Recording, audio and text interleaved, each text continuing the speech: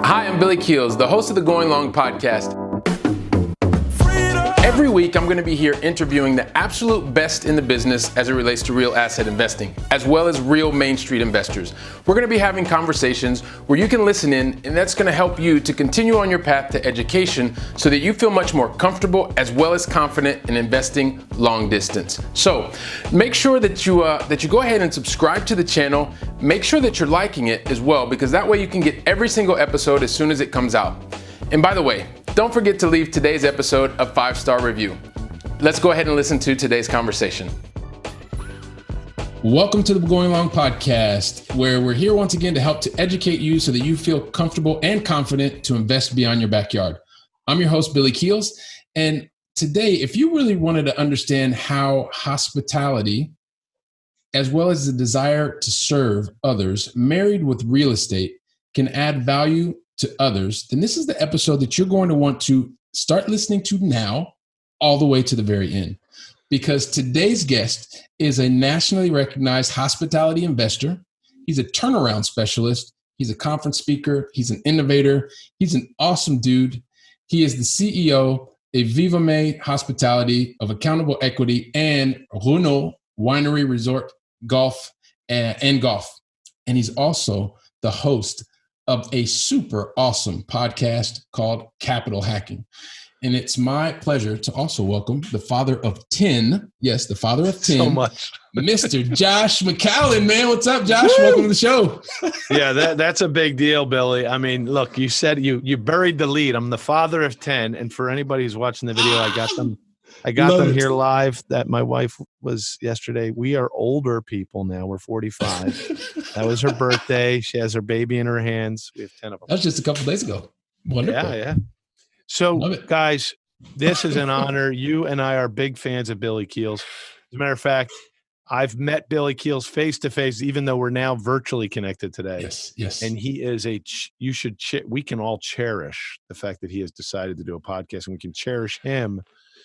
He's such a great mentor to all of us. Thank you for doing this, Billy, because you're the famous guy that's been on dozens of podcasts in this country, U.S., because you know how to invest from Europe into America. And I love your story. So I'm glad to be on your show. Well, I'm excited for you to share. You were very kind enough to have me on Capital Hacking, and I think it was episode 41. So that was great. And so everyone that's watching and listening, you should definitely go check it out. And you should be listening to Josh and Eric all the time anyway. So we have a good there's time. So much goodness, man. So much goodness we're going to get into. But Josh, I'd like to ask everybody the same questions as we get started. And let's do it. Help us understand, number one, what city are you in today, man?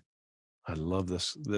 By the way, everyone who's listening, I got to meet up with Billy about 20 minutes of prep before this interview, and he is such a great interview host. It's an amazing podcast host. All right, so I currently am in Philadelphia, which is in Pennsylvania. For all of us who've been in Europe or who are currently living there, that would be not too far from New York. This is the interesting thing about America. When you're in Europe, you don't quite remember how close New York is to Philadelphia, which you might have heard of. That's where we created this country, the Declaration of Independence and all that stuff. And then you have D.C., where we all know is where the capital is. All of those are within an hour and a half drive to 3-hour drive of us from right here.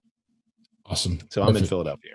Philly. All right. Sounds great. Hey, Josh, also, always like to start things on a positive note, or continue on the positive note. What's the most positive thing that's happened to you in the last 24 hours, my friend?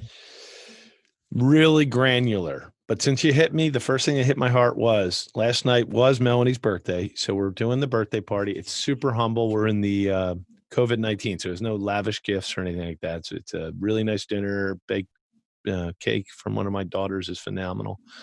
And then my 7-year-old daughter makes a gift for mom, handmade, all because she heard Melanie mention she wanted it. So I honestly, it felt like a coming of age for her. And I was just blown away because she took the time. She's like I said, 7 years old, and she made a great gift for Melanie. So honestly, last time with the family was great.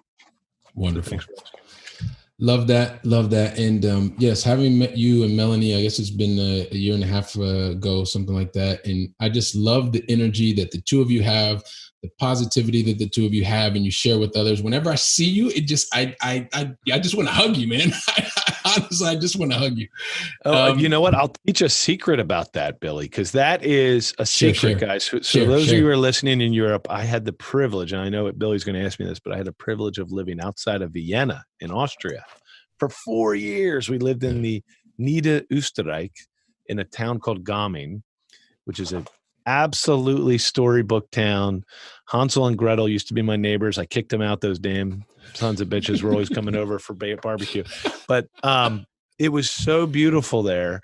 And we lived 4 years and almost barely came home to America in 4 years. So it really had a great time of enculturating. So my point is, I can't even remember what no, you know what? But actually, so you were getting into something I was going to ask you to tell anyway, right? And so I'll tell that. So here's the thing. So I want everybody to get to know you because from the moment I met you and Melanie, you guys just made the whole room light up. And so help us to understand, like, who's Josh McCALLEN? How did you get to this point in your life? And definitely talk to us about the Hansel and Gretel bit. Yeah, it's a bane in Austria. So I was getting to the Austria part because I learned a lot from that time in Austria. I have to admit, compliments to everyone who has the privilege of living in Europe or being European, who most of the people who listen to the show are. But we learned something called Gemütlichkeit in Austria. Now, this at the time, 20 years ago, didn't really catch my attention. I didn't know how it would impact my life. But this is this extreme warm hospitality that Austrian Niederösterreich, which is Lower Austria, is famous for. It's when you walk into a Gasthaus and the owners are actually really pleasant to you, and they may not be overly smiley like we are in America, but they just let you feel welcome right as you walk in, you know?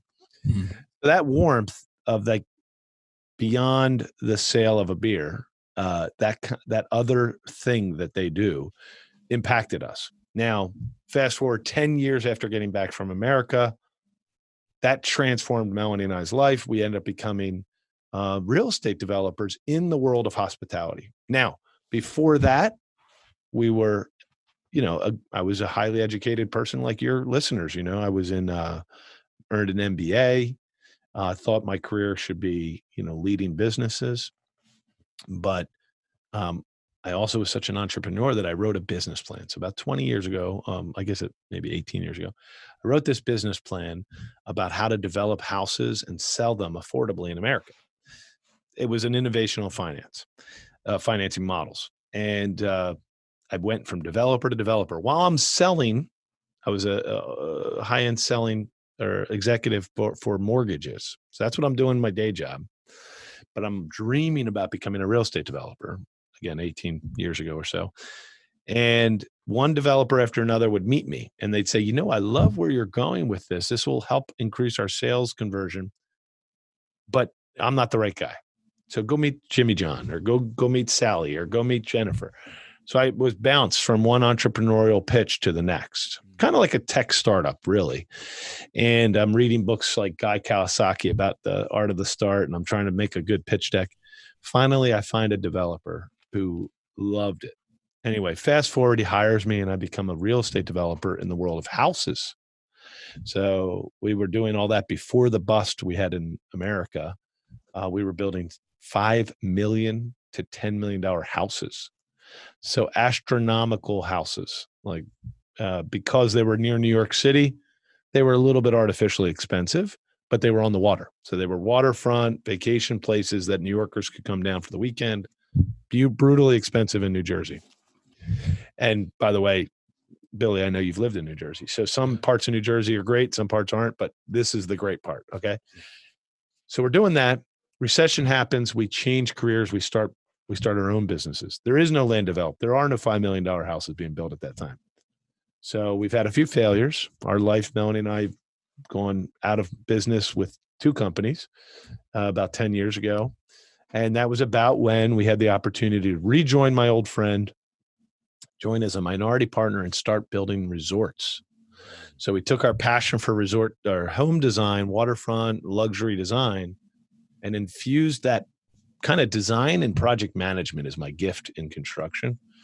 Though I'm love touching the wood and trying to do carpentry, my real skill is getting the whole project together and also thinking I'm a project manager that's always thinking about marketing. So I'm trying to get the renderings out. I'm trying to get the space plan done so it's perfect so that everybody talks about it. We always talk about, in America, we talk about the sizzle on the steak sells the steak. So in house building, we always say, where's the sizzle? Well, where's the sizzle? And, I'm looking in a virtual reality. I'm looking at my front desk of our new hotel we just designed. And this is a 24-foot back of front desk, and it's just shocking when you're in this space. First of all, it's shocking. Yeah, when you see the renovation. No, sorry, I was just going to say, and so for those of you that are just listening, you should make sure that you watch this on probably the YouTube channel, or we'll put it on Facebook or something like that. You need to check this out. Like, it's really beautiful. It's really beautiful. And this is what we do. So we put sizzle on the steak. We redesign buildings. We make sure they're awesome. They feel it. Your heart feels how beautiful the space is, because I think symmetry and artistic architecture is vital to human enjoyment, especially of spaces. So we're really into that. So we start this course, and guess what? The next part of our life was the rude awakening of saying that now we're starting to be hotel developers, resort developers. There's a difference. I'll explain later. And we failed miserably. So our first resort was a crashing disaster. Now, for those of you who are listening to this, you might say, is that a pro or a con that the gentleman who's talking had a disaster? We can discuss this later, but I think it's a very important priority that you work with or get to know investment people like us that have had struggles, because otherwise none of their pro formas or their budgets will ever be regular or realistic. They'll always be too flowery. So we've been through the bad parts and we've gotten crushed. Why did we get crushed? We built a gorgeous renovated hotel on the water. New Yorkers loved it from the looks. When they got there, they hated us. And so what was the biggest shock in my life, it shouldn't have been, but it was, just how dramatic people's expectations could be for a beautiful space and how bad service can destroy everything, no matter how pretty or perfect or clean smelling. Well, in that case, we weren't always perfectly clean. That was one of the service problems. So we just had a grinding halt after our first resort came online. And it had caused us to change the way I did business for the rest of my life. And so the rest of my life changed that summer, 2013, 2012, 2013, that year. We realized that no matter how pretty a building is, if the service isn't right in hospitality, it's useless.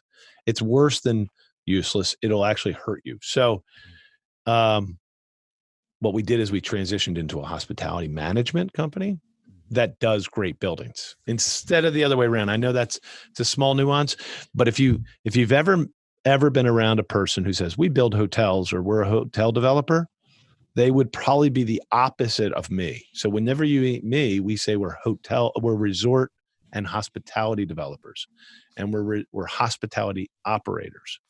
So I'm in the only business I'm in is called hospitality.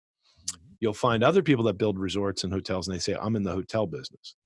So I always say, people who answer the question, I'm in the hotel business, that means they're thinking of buildings and pro formas. When they answer, I'm in the hospitality business, they're thinking of the end result of the guest experience and how that creates profitability. So it's actually a totally different way of running a business. So that then created a domino effect.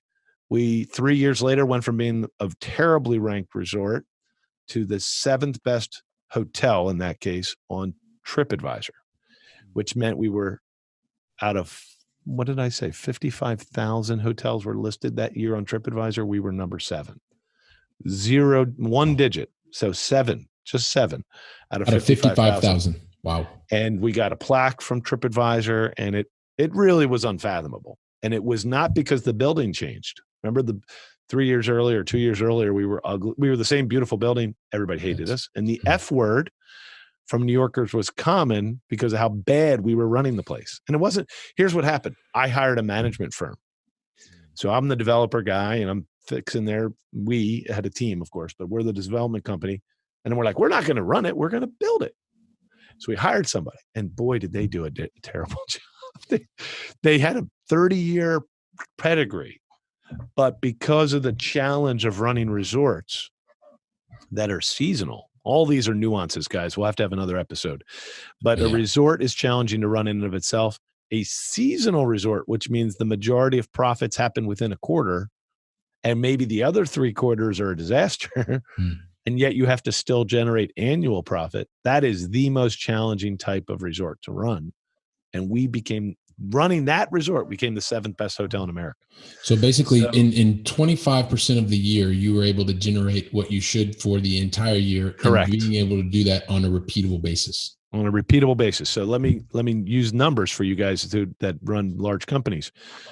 That meant we went from an annual staff level of 20 at one point. Now, let me fast forward. 3 years later, we had 3 resorts, all top ranked. We actually were the top 3 in the state all the time, and each of them ended up getting in the top 25. Shocking statistics. Wow. So of the country. So we would scale in the winter or the colder months that was not optimal for us from like 40-person staff to the summer, gradually increasing to a 500-person staff. So there would be a very short window of the year where we had 500 people on payroll. And then the rest of the year, we'd have 40. So what is that, 1,000% fluctuation annually or whatever that a little bit more than that. Yeah. So it's ridiculous. It's almost an impossible challenge. And we ended up developing all kinds of nuances of how you manage that exchange. But I can give you the secret. Do you want the secret sauce? It's funny. I actually, one of the things I wanted to ask you is like, what is your secret sauce? So I want to know. I'll tell you the secret. We want to know. Okay. I hope everybody's sitting down. Please brace yourself. This is the secret that if you really take what we're about to share with you to heart, it may change your life. And that is this. Okay. We believed that hospitality was what we were there to do. The fact that we sold cheeseburgers and expensive wines and champagnes and all the range in between, that was the activity of delivering hospitality. But hospitality was our goal. So then we went through a period of studying what hospitality is, and this is what changed our life. Hospitality, or in Latin, hospes, was one word in English. So all of you who are linguists, more than me, you'll like this. But linguistically, the Western civilization used the word hospes to mean 3 things today in English. Hospes meant hospitals, hospitality, and hospice. And that's confusing if English isn't your first language, but that means that some people, so hospice is in English, is that period of time post medical care when you are going to pass away. You go into a different type of care called hospice. That is the most spiritual type of medical or hospitality, right? Mm-hmm. It's where we actually, I've been through that. My poor wife has been through it with her grandparents. It's where the nurse, who's a medical person, is teaching mom, dad, or whoever's in the room, plus you, the grandchild, how to prepare for death. Yeah.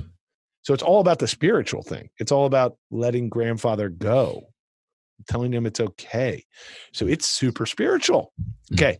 When I learned that, literally changes in my brain synapse happened. So I said, if it was the same spiritual distinction of you're not just feeding a cheeseburger and Dom Perignon, which is a strange combination, but you are loving the soul of the guest. Just loving them because they have infinite dignity and worth. My whole life changed. The way we trained changed, and our purpose changed. We became ridiculously serious about hospitality, like radical. We were never perfect at anything. Our cheeseburgers some days were awesome, some days okay. That was a problem that I worked on. Like Ray Kroc could have taught me something there, but was what we never deviated on was that you felt loved. And we weren't perfect at that either, but we would not tolerate someone who wasn't on board with us.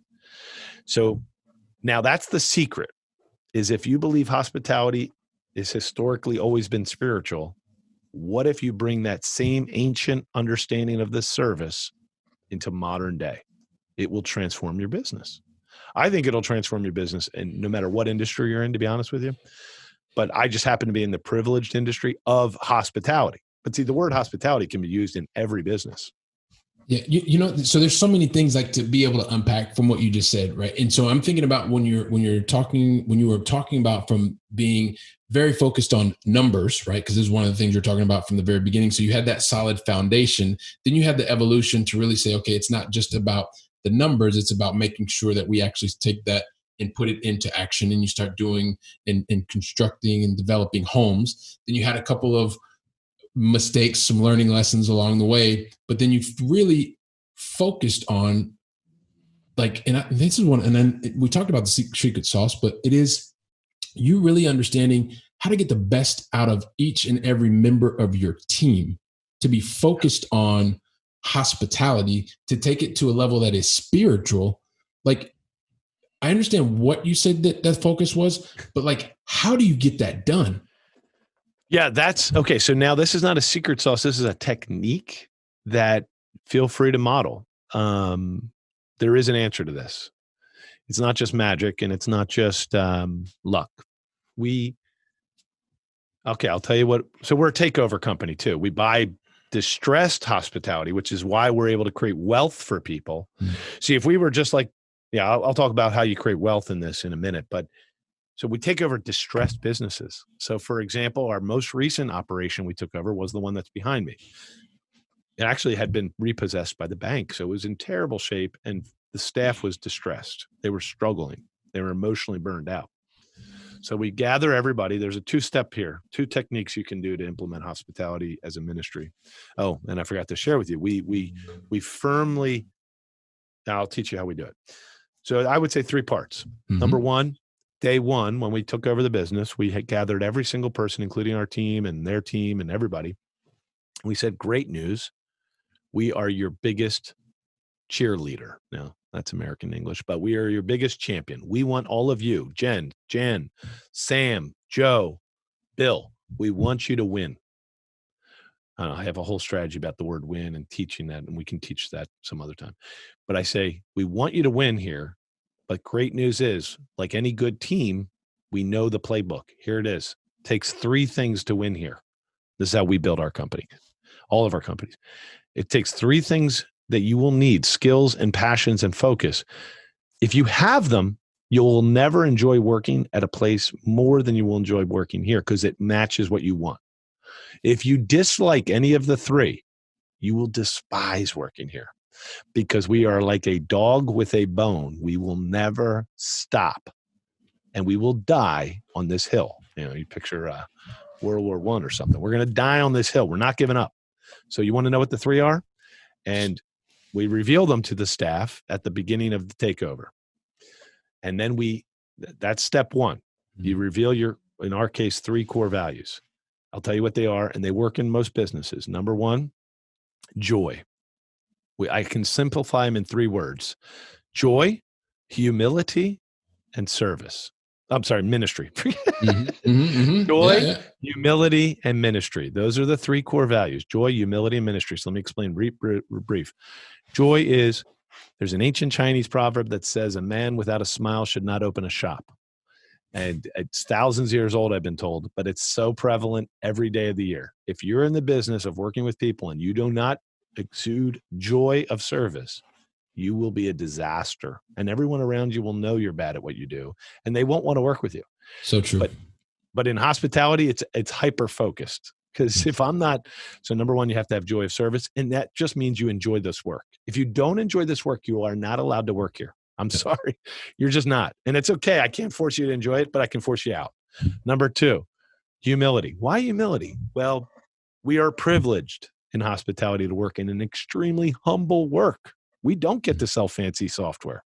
We don't get to work with ties all the time. Some of us have to clean the toilet out, and others of us have to make the bed, and the rest of us have to pick up trash when we're walking around the park.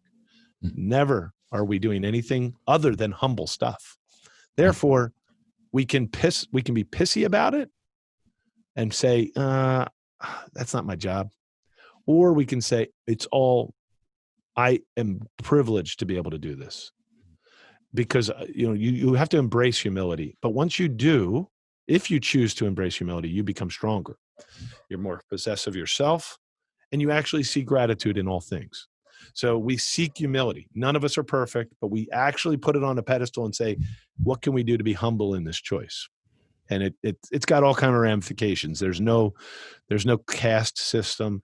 The cleaning staff are recognized publicly, just like the CEO is, or the VPs are recognized publicly. We're grateful for the team. 3, ministry. Now, this was the word that kind of hit me 3 years ago. So, I'm going through my metamorphosis over 10 years, and I realized that I'm going to put the word ministry in all my core values. Ministry can mean a lot of things. It's meant to evoke spirituality. And it is actually, in our business, remember, Western civilization calls hospitality a ministry. So Western culture calls hospitality the ministry of hospitality. So I looked into that for a minute, and I dissected the word ministry down to a simple definition. You can define it however you want, but this is how we define it. Simple services done for spiritual reasons. So simple services like feeding the poor, that's very simple. Dishing a bowl of mush onto a plate for a homeless person is not a fancy task. It's a simple task. So you're not doing it to do complicated work. You're doing it to make them feel loved and cared for. So that's the spirituality of it. You're doing it for the good of the other. So all of our work, from cheeseburger delivery to Dom Perignon tastings, are for the spiritual benefit of the guest. You do all that, you wrap it up, and then here's the last part. I told you about the takeover. I told you about clarity of 3 values. Nobody's allowed to be hired until they get that speech. And what we do is we always say, there's a line we came up with years ago. We said, great news. These 3 core values will help you decide if you want this job. So we're interviewing you because you're the best marketing director we've ever seen on paper. But if you don't have these 3 core values, don't worry. It doesn't make you a bad person. You're just not welcome here. So it allows us some self-selection. They choose to stop interviewing, or they get super passionate about it, or they check themselves. And then the third thing is we do it every single week. So that same meeting that we did at the takeover, where I had this line that said, we will appreciate you if you resign today, and we'll respect you and give you a good recommendation. Because of the honesty. If you were to resign because you don't agree with us, that's fine. Yeah. Sorry. No. I was just going to say, keep going. No, that's the way we've been able to create championship businesses right now. And so I guess so taking away from what you just described, like, there is a very clear process, because you know what it is that you want to be to instill in your world-class team. You're clear about it. You communicate about it, you over communicate about it, and then you follow up on a weekly basis. That's right. Every week. So the devil's in the detail. And when you're performing at a world-class level, there has to be consistent attention to detail. And the fact that you are doing that is what allows you to take something that is a distressed opportunity, and it allows you to work your magic, put your secret sauce, and then on the other end, create a hospitality opportunity for others. And I know we don't have a lot of time, but I'm really interested in you talking. So we're getting a better idea in terms of your focus in hospitality. Just want to give us an idea when we look at a hospitality company, organization that's vertically integrated. What are what does that look like? And also, What are some of the advantages? Because I know you're working with a lot of investors, right? And people are coming to you for a lot of different reasons. We both know that everything is not about money. It's not all about a return of or on capital. There's so many other things that go into that. So, and I know I'm asking you 2 questions. I'm conscious of that, but give us a quick overview. What is it, the vertically integrated organization look like from a hospitality perspective? And why are people coming to you to want to know more and want to be involved? Yeah. So earlier I teased out that we will talk about why this creates wealth. So we will talk about why it creates wealth.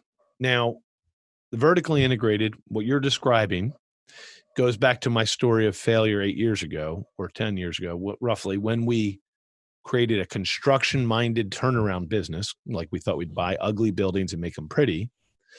And we realized, no, it's actually take the service that's ugly and make it beautiful and life-giving.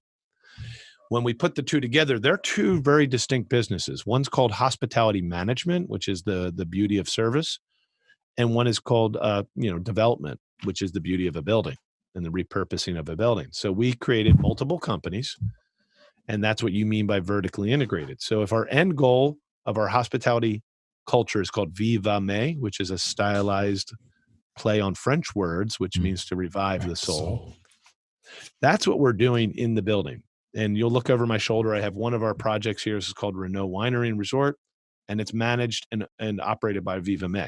So Viva Me is like the Hilton brand or the Marriott brand. It's part of all the beautiful brands, but we build exquisite resorts. So each resort might have its own. This brand name is 156 years old, and the family's from Champagne, France. So we kept their name on the building. Renault. So accountable equity is another part of our vertical integration. So we service the building forever, and that's the core of why we make so much value in our investors. We also actually have a Viva Me construction where we hire project managers and GCs, and we run the business very well to build the building. And now we also raise capital, and that's called accountable equity. Now we have choices in this world. We could go out to a private office or Wall Street and try to have them fund our acquisitions of buildings, and they'll take the majority of the wealth. Or we have the choice in America to create our own private funds. Now, these funds are much smaller. They're in the millions of dollar range compared to billions of dollar range. But in these multi-million dollar funds, normal, good people can invest with us and benefit from the massive wealth we create. Instead of us giving all that wealth just to a Wall Street person, why not give it to retail, to normal, good people? Now, you know who the most of our investors are? Honestly, and I've made some of them part of the company. One is a very successful sales executive, Scott Bindus. Actually, multiple. Ketan Bhavan, Bob Wells. These people are incredible sales executives that have joined us because they have income that they want to put into a really incredible investment. And there's all kinds of reasons people join us. They primarily join us. Not only do we have much better returns than Wall Street, but you can drive, or in your case, fly, get out of the plane or car and walk up to our building. So you know where your investment went.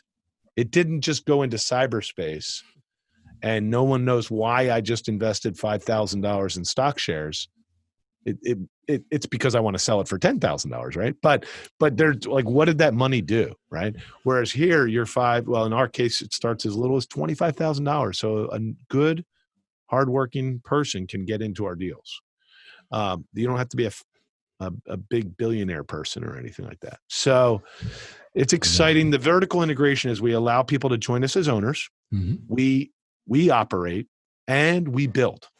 And that's the way we do our vertical integration right now. So I love that. It's super clear. And I know, so one of the other things is I know we talked a little bit about it. I'd love to have you back so that we can even dig deeper into this area, Josh, because it's awesome and there's a lot to it. But also to look, I know that the time is short and I want to make sure that we get a chance to chat with you. But before we finish any episode, I always have the going long final 3 questions, but I only ask the questions if you tell me that you're ready. Are you ready? Ready to go. Ready to go. Ready to put me in, coach. All right, here we go. No, we'll put you in first class, man. Oh, no, I mean, coach, you're my coach. I know. All right, here we go. So question number 1, and I live here in Europe. I love living here. And so I always want to know, what is your favorite European city? And since you've already lived in Europe, you've got a leg up ahead of so many people. What is your favorite European city? Okay, it's challenging. It would be between Vienna and Rome, but I would lean towards Rome because I just felt like it was every street. It went from modern today to 2,000 years ago, and then you're walking in the Forum. I just loved it felt like you were able to crisscross centuries. All right, awesome. So another vote for Rome. Let's see. The question number 2, you mentioned already that you've had a number of learning opportunities, call them mistakes, whatever they were, you paid full price for them. Absolutely. And so if there's one lesson that you would, I guess, pay forward to somebody else, what would that one lesson be? Okay. It's based on my book recommendation, but my biggest investment was my failures were in starting businesses with 0 sales and then trying to generate sales. So maybe one of my bigger lessons is to own businesses or be a part of big businesses that have teams of professionals and current cash flows. So we're about to do this on our show, Capital Hacking. We're about to do a mini series on how to buy a business.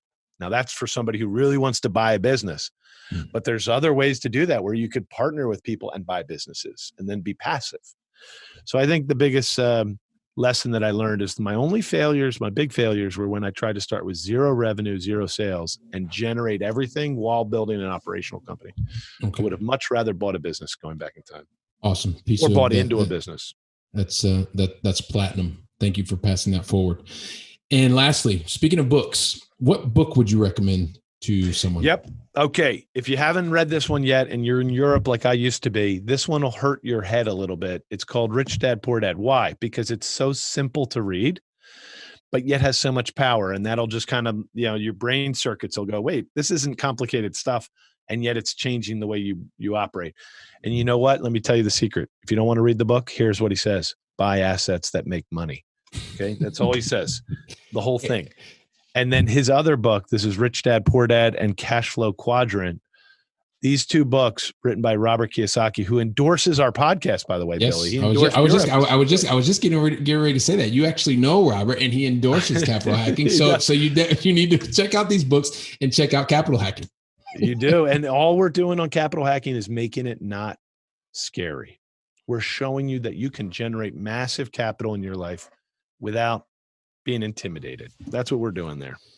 So this is Josh. Look, my heart's already full. I definitely would love to have you back. I know everybody that's watching and listening would like to learn more about how they just want to have you back, right? I'm already positive of that. And at the same time, let's give everybody a chance to reach out to you, to your team in the meantime. So help everybody know the question that I wanted to know the first time I met you and Melanie is, how in the world can I get in touch with you, Josh, and get in touch with your team, learn more about you and what you're doing?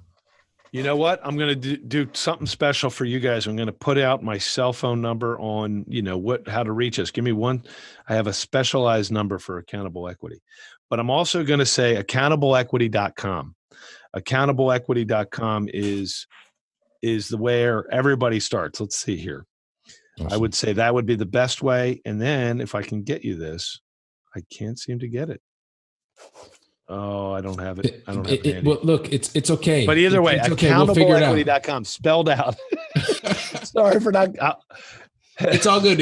Everything's going to be in the show notes. Everything's going to be in the show notes. There it is. In the show notes, I'll give you my direct line. That's a great teaser, by the way. But accountableequity.com, because it shows you our heart, and what we've done there is we've turned our investors into a group community of education too, which we call a mastermind. So a lot of good things are happening with our investor partners, and we have literally almost 100 investor partners right now. Wonderful. And we love it. We love working with people. We love teaching people. We're happy to build community. So this is awesome. I know it's a passion project for you, for Melanie and the team. And Josh, I loved being on Capital Hacking, sharing time, getting to know you, getting to know Melanie over the years. Looking forward to continuing to do that. Absolutely. And now that the Going Long audience is getting a chance to meet you, going to know more about you, it's just phenomenal. So thank you for being here for the first time and getting ready to welcome you back for the next time. You'll be here soon. So thanks a lot for sharing everything with us, Thank Josh. Thank you so much, guys. Really, really appreciate it. And also too, for everybody that's all the audience, make sure that you go out. We're going to continue to build our community. I'm just going to ask you right up front, I guess, to go out and share it with at least 2 more people so we can continue to grow the Going Long audience. And I will also want to just make sure that you are going out to make it an absolutely wonderful day. And I'll be here to welcome you on the next episode. Have a great day, everybody. Wow. Don't you love hearing from top-notch experts in the field? You know, when I was getting started, I really wish that I would have had access to such experts. And even more, I wish they would have given me like a really simple list of things to follow so that I could have gotten to my goals much faster and been much happier even sooner. So that's why I've created for you the 7 things that you should avoid in order to be successful in long distance investing. And you can pick that up really easily by going to billykeels.com/7 things to avoid. And also, if you liked today's episode, don't forget to leave a 5-star review. I'm looking forward to seeing you on our very next episode, so go out and make it a great day.